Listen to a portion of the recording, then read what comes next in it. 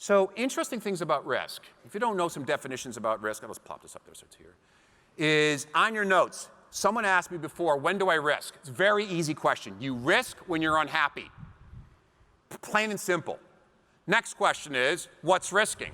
Risking by definition is letting go of what you know to be true. Letting go of what you know probably already works. Now, what it may give you is mediocrity, but it still works.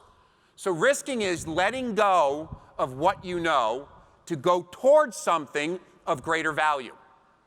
To go towards something of greater value. If you just let go, that's sacrificing. So risking is inherently important. But there's two things about risking that we got to deal with. The inherent outcome of risk. The inherent outcome of risk means this. You can either take a risk and achieve what you wanted or gain a lesson. You can also take a look at, from a risk standpoint, maybe a different way you look at it is, I won. I succeeded. I did it. Or, because if you look at it as I won, what's the flip side of winning? It's the opposite of winning. Losing. So when we take risks, how many of us in this room may not be good risk takers because we fear failure? It's actually one of the things that holds us back more than anything else in our risk taking. So your perception of failure is huge.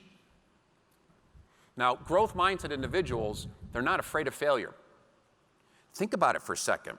Growth mindset individuals say, I want this.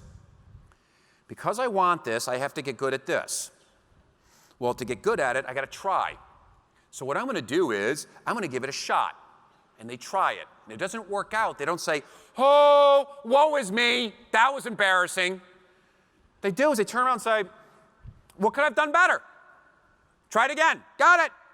Any better? Nope. Try this one. Got it. Any better? It's called risk taking. It's called role playing sometimes. But your fixed mindset individual will look at it and go, yeah, but if I do that, it may not come out right. I may not win. Yeah, that may be true, but then you're going to get a lesson. Yeah, I know, but it's going to feel it's not right.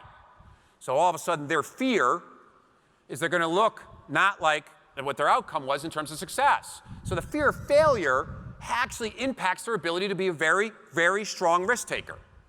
So you got to get better. And you got to look at some different lenses that you have. You got to have the capacity to look at some different things that you want to do in terms of your risk taking. You know, these two things have popped up, and you may want to write them down, and it's interesting. Fixed mindset individuals, if they try something, make a cold call. Maybe they try to do an upfront contract. Maybe they're negotiating. Maybe it's something, whatever. They give it a shot.